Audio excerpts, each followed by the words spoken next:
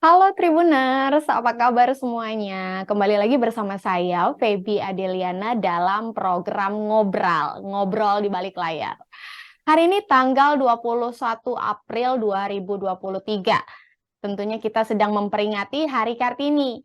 Di hari yang spesial ini kita mau bahas tentang cerita-cerita dari perempuan-perempuan yang hebat nih Tribuners. Untuk episode kali ini kita sudah kedatangan narasumber, ada Ibu Tesi Haryati. Beliau selaku Sri Kandi Damkar dari Depok, Jawa Barat. Halo Bu Tesi. Halo, salam Tribuners. Semoga sehat semuanya ya. Amin. Ibu apa kabar nih Bu?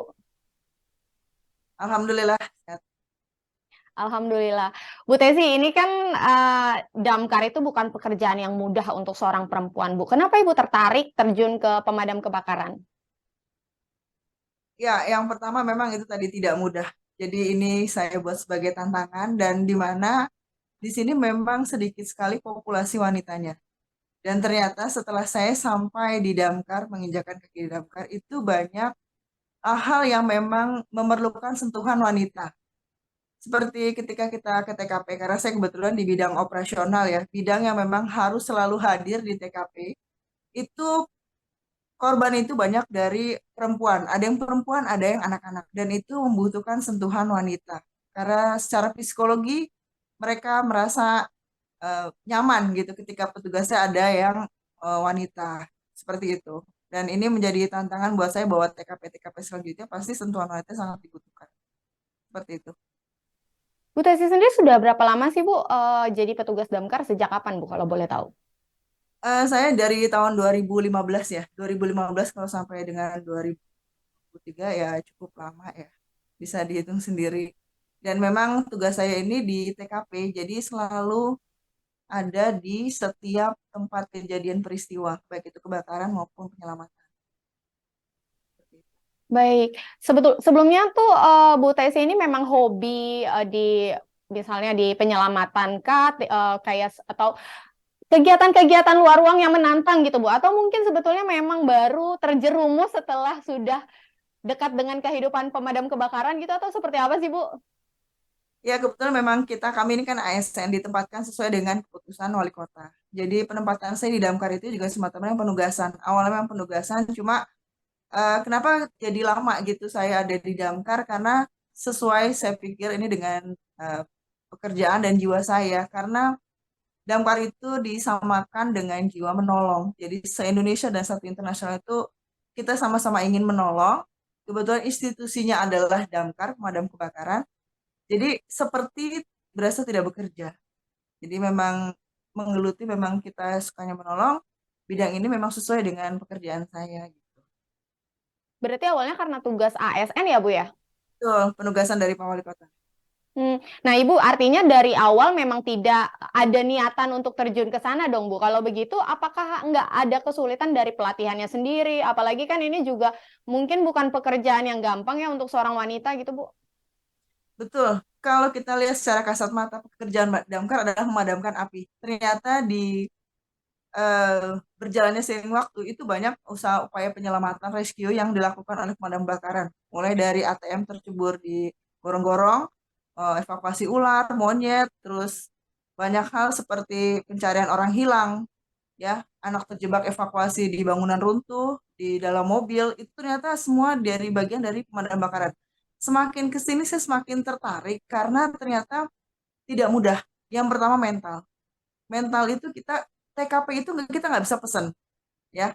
Bisa kita pesennya TKP nanti jam segini atau TKP-nya ini aja yang mudah, tidak bisa pesan. TKP nggak bisa pesan, TKP tidak bisa janjian, kita nggak tahu kondisi di jalan seperti apa.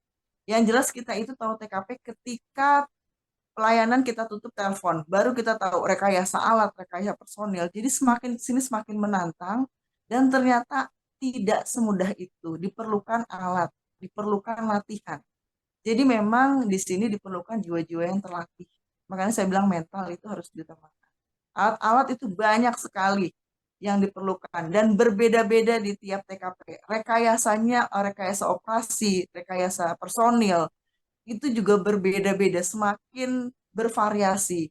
Main di situ saya semakin tertantang dan ini nih sebenarnya bukan pekerjaan yang main-main karena kita berpacu dengan waktu, dengan nyawa orang.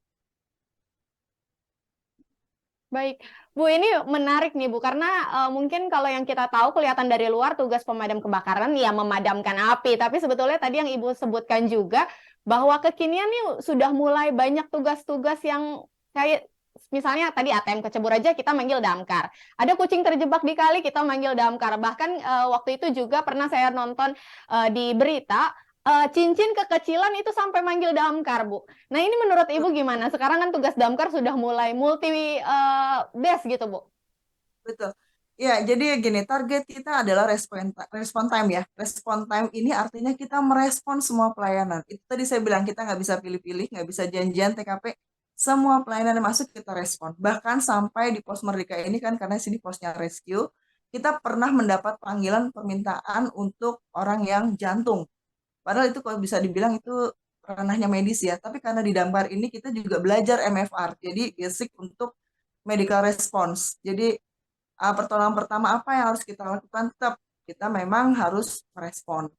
Nah, ketika kita lakukan respon, kita lihat seperti apa. Kalau kita pantulkan lagi ke dinas kesehatan yang memang berkompeten untuk hal itu. Cuma awal pertama itu kita harus merespon karena target target kinerja kami adalah respon time. Nah, ini untuk sebagai informasi di tahun 2022 itu kita melayani sekitar 919 panggilan untuk penyelamatan. Sedangkan pemadaman kebakaran sendiri ada di 141 kasus untuk Kota Depok ya. Artinya ini memang sudah mulai berbanding terbalik dan jauh sekali jedanya. Pemadaman kebakaran bisa direspon memang kita ada unit unit PPO, unit mobil. Sedangkan kalau penyelamatan ini ya itu tadi bervariasi. Kita nggak bisa. Jadi yang kemarin barusan ini saya tangani itu anak usia 6 tahun dia tadi cincinnya kekecilan dia paksakan akhirnya dia datang sendiri ke pos ini minta dibantu ya akhirnya kita respon bisa kita datang ke lokasi atau mereka yang sudah datang ke sini demikian. Baik, kalau laporan paling sepele tuh pernah ada, Bu? Apa, Bu, kira-kira? eh Ya gini ya, kita juga nggak bisa melihat itu adalah tadi ya berat atau kecilnya masalah tapi semua pelayanan harus kita respon. Ya, kita memang pernah merespon itu tadi ATM kunci motor yang tercebur di gorong-gorong kita pernah gitu. Itu kalau ATM dicebur di gorong-gorong itu pernah itu memang kejadian gitu. Jadi kita tuh sampai sampai ada image kayak gini ini masyarakat manja sekali kok apa-apa teleponnya ke Damkar tapi kita nggak bisa nolak karena memang target kinerja kami respon time. Apapun harus direspon. Datang dulu nanti masalah nanti di sana nyelesainnya seperti apa yang penting hadir dulu. Seperti itu. Bentuk pengabdian kepada tugas juga ya, Bu ya. Ya betul. Bu, ini kembali ke tugas utama seorang pemadam kebakaran, Bu. Pernah nggak ada cerita yang mungkin menguras hati kita sebagai manusia ketika menghadapi TKP bahwa kita melihat ada api besar atau mungkin sudah korban-korban berjatuhan, itu mungkin Ibu ada cerita sendiri? Ini sedikit cerita ya. Saya pernah ada pengalaman waktu TKP kren BTS tuh roboh ya. Jadi tower BTS tuh yang di Jalan Mawar Pancoran Mas itu buat mau roboh itu. Ini ceritanya ada di YouTube ya. Banyak-banyak cerita lain cuma yang ini lebih lebih menguras energi saya karena di sini yang menjadi korban itu dia anak perempuan usia 13 tahun itu sama usianya dengan anak saya.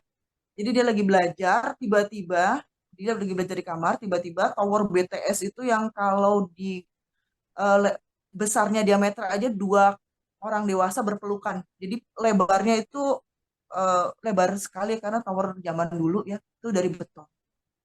Itu rubuh menimpa dia. Jadi kepalanya dia itu ada di kolong beton. Saya pikir sih dia udah MD ya. Karena itu di jam 10 saya dapat panggilan. Saya bilang, aduh ini kayaknya nggak bisa tertolong nih. Cuma saya datang ke lokasi itu sekitar jam 11-an ya, jam 11 karena harus bawa alat semua segala macam dan distabilkan dulu karena kita pergerakan sedikit itu tower masih ada di atas genteng gitu jadi masih ada di atap sekali sedikit pergerakan yang salah itu udah langsung menimpa saya juga dengan para rescuer ya damkar yang ada di situ anggota damkar di situ dan sedikit pelan saya bilang saya ternyata saya datang saya masih bisa komunikasi sama dia saya bilang nak kamu tenang ya. Nanti kita coba evakuasi kamu cuma eh, yang penting kamu nafasnya bisa ya bisa dia bilang gitu bisa akhirnya perlahan-perlahan kepalanya bisa dikeluarkan dari tower, dari badan apa yang tower, kepala bisa dikeluarkan, akhirnya dia bisa bisa bernafas. Cuma kondisi mukanya itu sudah apa ya, luka-luka baret-baret seperti itulah. Jadi saya datang ke situ, itu tadi saya bilang ini berarti perempuan dibutuhkan di sini, yaitu karena secara psikologi dia tuh nggak nyaman karena laki-laki semua yang datang kan. Saya datang ke situ, datang ya, apa yang dirasa masih bisa saya terus komunikasi karena kan dari tim medis juga bilang, Bu, terus komunikasi ya, Bu, jangan sampai dia tertidur walaupun posisinya tiduran, tidur ya, rebah gitu. Cuma tangan sebelah kanan itu udah masuk ke tower dan itu nggak bisa ditarik. Saya bilang ini pasti lukanya udah patah-patah lah, udah segala macam karena tadi udah pesimis semua, kita ngeliat cuaca juga udah mendung-mendung. Akhirnya saya bilang, anggota udah tanya ke saya, Bu, kita rekesnya mau kayak gimana? Ini posisi korban kayak gimana? Aman, Bu, posisi korban, cuma dia tangannya masih terjepit di dalam. Terus yang bisa direkesnya, dia di bawahnya alasnya dia apa? Untungnya dia itu jatuh di kasur, dua kasur ya, dua kasur itu. Jadi itu pegasnya yang kita potong. Kawat pegasnya kita potong-potong semuanya buat mengevakuasi tangannya ya. Jadi towernya itu yang betonnya itu kita pakai ramjek untuk menstabilkan karena kita ada alat rescue sendiri. Terus yang lainnya kita cutting itu. Pegas di bawah badannya dia kita cutting dan alhamdulillah itu evakuasi berjalan sekitar 2 sampai 3 jam ya. Lama, cukup lama karena dia bilang gini, Bu, aku haus, Bu, aku ini masih lama nggak, kata gitu. Haus juga nggak boleh dikasih minum, bisa bayangin nggak? Itu sama saja saya seperti nggak boleh ngasih minum sama anak saya sendiri. Karena dia udah bilang, aku haus. Aku di akhirnya saya tetesin madu pakai tangan saya sendiri dan buat energi dia, dan akhirnya dia, sebentar sebentar lagi bisa, sebentar. Jadi saya memujuk dia biar gimana caranya biar intinya psikologinya nyaman, dia tenang, kita melakukan evakuasi juga tenang. Alhamdulillah itu pegasnya udah keluar dan ajaibnya itu cuma memar aja tangannya. Nggak ada yang patah. Jadi saya sampai bingung, setelah dibawa ke rumah sakit kita dapat report kan ya dari keluarganya, Bu, ini makasih ya, Bu, ini tangannya memar. Dikasih tahu tangan yang memar itu hanya di di sini saja, di sekitar sini aja. Jarinya nggak apa-apa, cuma ini aja kayak memar biasa. Nah, kayak saya bilang, wah luar biasa ya maksudnya. Jadi nggak lama dari situ diangkat, hujan turun besar. Karena kalau hujan turun kita udah bingung lagi kan, maksudnya stabil apa enggak tanahnya karena ini bahaya, ada 2 rumah yang terkena beton itu. Dan saya pikir itu disitulah kalau kita berupaya menyelamatkan apapun itu ya, menolong, saya yakin 1.000 malaikat itu akan hadir eh, untuk menolong kita gitu. Demikian. Luar biasa, Bu. Saya merinding loh, Bu. Di saat kita niat menolong, insya Allah 1.000 malaikat pasti akan membantu menolong. Begitu ya, Bu Tesi. Bu, ini saya pengen tanya juga, pernah nggak Ibu menemukan ada korban misalnya meninggal dunia ketika mendatangi TKP, Bu? Ada, itu meninggal dunia dalam kondisi sudah terbakar ya. Saya nggak bisa gambarkan secara detail karena itu sangat kalau misalnya Tribuners tahu daging panggang ya, baunya itu sama. Jadi baunya sama seperti itu karena sudah kebakar, tapi ini tuh sudah tidak berbentuk. Jadi ketika perutnya itu kita masukkan ke kantong mayat ya, itu kan kita pakai sarung tangan lateks dulu tuh, kita pakai mau masukkan ke kantong mayat itu pecah. Jadi eh, saya beberapa kali nemu mayat yang model kayak gitu tuh. Jadi tapi lama-lama sudah terbiasa ke sini. Apalagi pas COVID kemarin kan saya tim disinfeksi juga ya. Jadi kita evakuasi mayat itu udah biasa banget gitu. Nah dari situ tuh eh, ya baunya kayak sampai seminggu lah baru kita normal lagi gitu. Nah, kesini-sini ya sudah terbiasa. Banyak sih Mbak yang kita temuin seperti itu. Baik, Bu Tesi, apa Bu yang dirasa ketika Ibu mengalami atau misalnya pas datang ke TKP kemudian berhasil menyelamatkan ada korban yang selamat, misalnya seperti anak tadi, alhamdulillah tidak ada tulang patah begitu Bu. Apa yang dirasakan oleh Ibu ketika berhasil melakukan penyelamatan?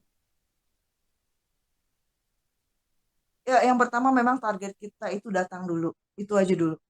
Saya selalu tekankan ke anggota, datang dulu, respon dulu. Kita hadir, masyarakat sudah tenang. Walaupun kita nggak tahu mesti apa ya, karena kan TKP kadang-kadang berubah, yang ditelepon dia ceritanya begini, ternyata yang datang ternyata beda lagi. itu sering kali makanya kita selalu A1 kan konfirmasi ulang tentang terkait TKP. Yang pertama hadir dulu. Dan yang kedua, kalau memang misalnya ada korban yang bisa kita selamatkan itu luar biasa buat kita. Artinya eh, apa yang kita lakukan selama ini itu yang kita latihan selama ini itu berhasil.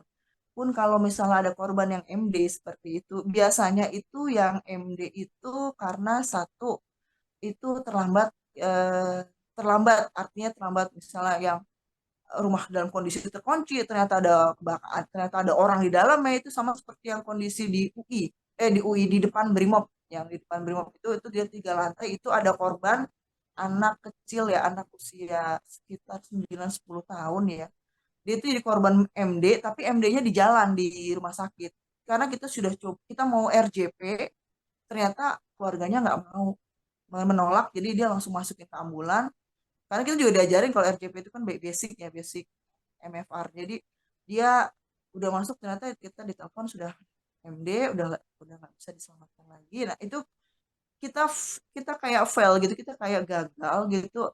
Harusnya kita bisa ya lebih cepat lagi harusnya kita bisa ya coba RJP dulu gitu karena terus terang saya juga diajarkan RJP jadi kadang-kadang masyarakat itu tahunya itu image kita kan pemadam kebakaran memadamkan api kadang-kadang penyelamatan juga orang masih bingung oh iya bu masuk ke cemplung sumur bisa diselamatkan ya bisa cuma kalau seperti ini udah MD di dalam sumur nih pernah ada nenek-nenek tuh MD sudah di dalam sumur karena baru diketahui oleh keluarganya itu terlambat jadi ke kitanya juga terlambat karena kan kita juga banyak hal yang kita persiapkan di jalan kita nggak tahu macetnya seperti apa di kota Depok, terutama hari-hari tertentu. Ya perasaan kami sih seperti itu. Tapi moga-moga bisa dipahami dengan keluarga. Demikian. Baik, selain ada perjuangan, tentunya juga pasti ada pengorbanan, Bu. Apalagi profesi damkar ini kan tidak hanya menguras tenaga, pasti juga menguras waktu karena kita dituntut untuk selalu standby, begitu Bu Tesi, betul ya? Pernah nggak Bu dapat tugas misalnya dalam waktu yang lama sampai harus meninggalkan keluarga, seperti apa Bu mungkin? Yang pertama waktu kita perbantuan di Cianjur ya, itu saya sampai 6 hari nggak pulang dan anggota keluarga saya juga bingung maksudnya gini, ini sampai kapan ya gitu. Artinya bukan tidak pasti, karena kan kita tugas itu perbantuan untuk pemulihan Cianjur yang begitu luas dampaknya ya, karena saya ngeliat mata kepala sendiri ini bangunan runtuh itu banyak sekali.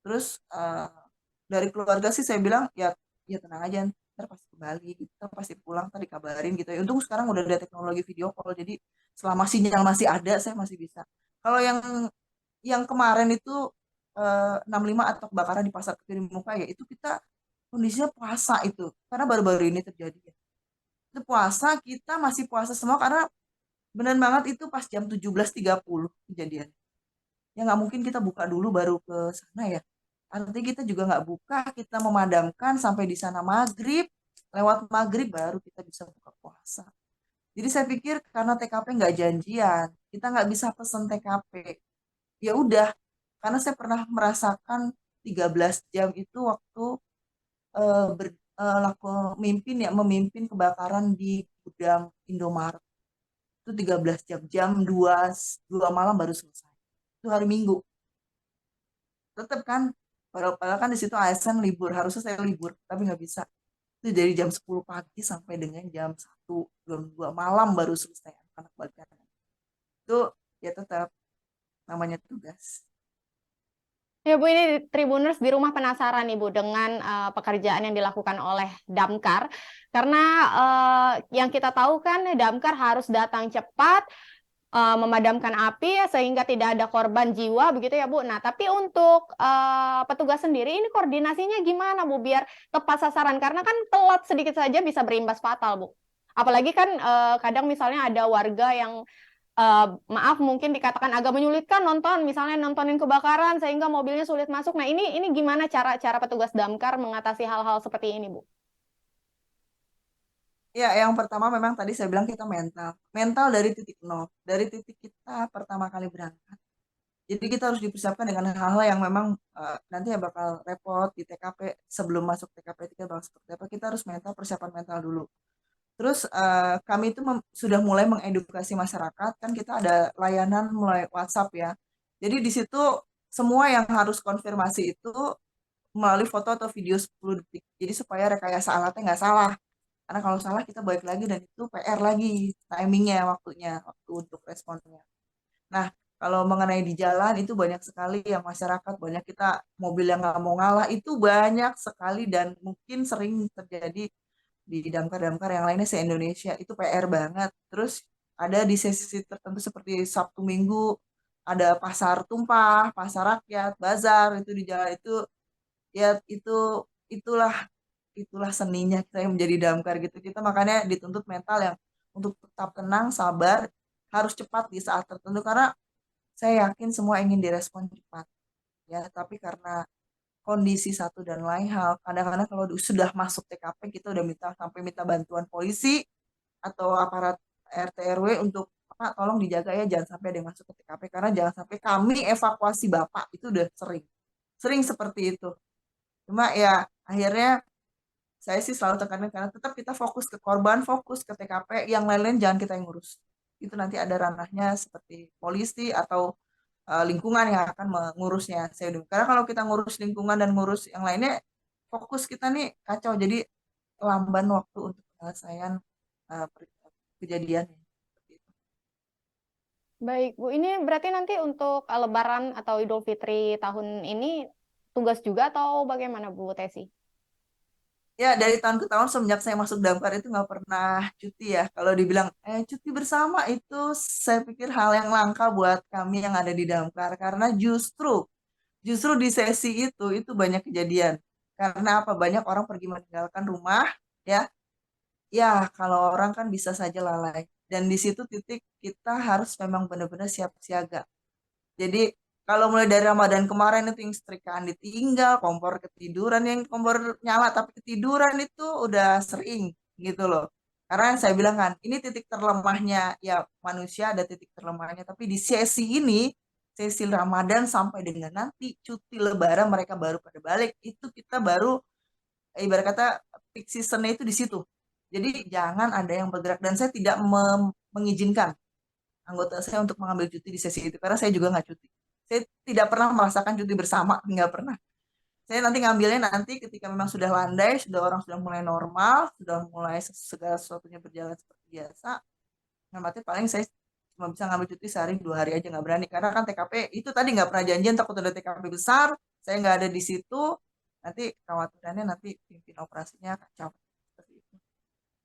Luar biasa ini yang penting banget nih Tribuners. Di periode-periode mudik banyak orang meninggalkan rumah. Nah, ini harus hati-hati jangan sampai lupa mematikan listrik. Begitu ya, Bu ya. Mau Betul. ninggalin rumah panjang, ternyata listriknya lupa dimatiin atau mungkin ada kelalaian-kelalaian lain juga yang bisa beresiko terhadap bencana-bencana peristiwa seperti ini. Nah, Bu Tesi, ini kira-kira menurut Ibu seberapa besar sih Bu dampak seorang wanita di damkar karena yang kita tahulah mungkin orang taunya ya perempuan paling berat tugasnya ngapain sih pasti akan ada mindset seperti itu. Nah, Bu Tesi sendiri menanggapinya seperti apa? Mungkin bisa diceritakan, bisa diberbagi pengalamannya. Baik, untuk seluruh wanita Indonesia jangan takut untuk menghadapi segala sesuatu karena saya yakin di balik tantangan itu ada keunikan-keunikan tersendiri yang bisa kita selesaikan dengan cara wanita. Karena saya sendiri di bidang operasional itu belum ada sejarahnya, kasih rescue itu perempuan belum ada sejarahnya di Damkar. Tapi kalau saya ke seluruh Damkar ditanya sebagai apa kasih rescue, itu mereka bilang luar biasa. Nggak pernah ada ditempatkan seorang wanita dikasih seperti ini. Karena apa? Kerjaannya itu selalu berkaitan dengan TKP. Saya memberikan motivasi kepada seluruh perempuan, seluruh wanita di Indonesia bahwa kita ini makhluk yang hebat. Jadi segala sesuatu kita bisa menjadi warna tersendiri untuk semua masalah, penyelesaian masalah buat semua organisasi ya. Kita itu punya cara yang unik. Dan saya yakin kita bisa berhasil. Dan alhamdulillah di tangan saya berkat kreasi kita bersama tim ya. Saya itu selalu kerja tim, kita bisa meraih banyak sekali prestasi. Yang terakhir kemarin kami juara 4 skill competition tingkat nasional. Itu bergengsi untuk seluruh anggota Damkar karena diikuti oleh seluruh Indonesia. Dan itu baru sebagian kecil. Dan saya yakin ketika kita total, seorang wanita itu total dalam bekerja, saya yakin produktivitas kita akan melebihi laki-laki. Itu yang saya yakini. Dan itu tadi saya bilang kita kita punya hal yang unik, yang tersendiri yang memang tidak dimiliki oleh laki. Apa itu harus kita gali sendiri, gitu. Seperti itu demikian. Setuju banget nih Bu, apalagi perempuan juga punya perasaan yang halus gitu ya Bu, sehingga kita juga bisa lebih peka terhadap lingkungan sekitar. Tinggal bagaimana kitanya mengatur dan juga menunjukkan kualitas diri kita sendiri gitu ya Bu ya. Betul, betul. Bu Tesi, ini satu lagi yang gak kalah penting buat Tribuners tahu di rumah nih Bu. Pertolongan pertama apa Bu yang harus kita pahami sebagai dasar atau pegangan kita ketika ada musibah kebakaran? Ya, yang pertama memang harus menjadi informan yang baik dan benar. Maksudnya seperti apa? Jadi memberikan informasi itu harus dengan baik dan benar. Ketika ada suatu peristiwa ya, kita tidak bilang hanya kepada anak kebakaran saja ya. Kayak misalnya ada peristiwa anak terkunci di dalam mobil gitu. Karena saya pernah ada kasus disabilitas, anak disabilitas tuh terkunci di dalam mobil, ibunya lupa. Nah, apa yang harus kita lakukan itu setidaknya kita memberikan informasi kepada petugas itu yang baik dan benar. Ini kondisinya kayak gimana sih? Ada di mana itu anak gitu. Apakah semua pintu terkunci? Apakah memang sudah orang tuanya memang jauh atau tidak ada? Itu seperti apa? Itu yang pertama menjadi informan yang baik dan benar. Yang kedua, ketika ada kebakaran, kita berada dalam lingkungan TKP atau kejadian, berikan informasi tentang sumber air. Sumber air itu bisa sungai, ya, bisa ground tank yang dimiliki oleh mungkin pabrik-pabrik sekitar atau simpanan-simpanan air yang memang ada. Gitu. Nah itu sangat sangat dibutuhkan karena pertama kali kita turun dari mobil unit pemadam pasti saya nanya sumber air yang terdekat di mana Pak? Di mana Bu yang paling dekat di sini air air statis? Nah, itu pasti yang kita tanya. Nah, itu yang harus diberikan informasi. Terus kalau misalnya saya titip, kalau misalnya ada hewan seperti ular, ular atau biawak ya, itu ada dalam rumah, itu jangan ditutup, tapi diawasi pergerakannya. Terutama untuk sekarang nih ya, ini kan banyak yang mudik.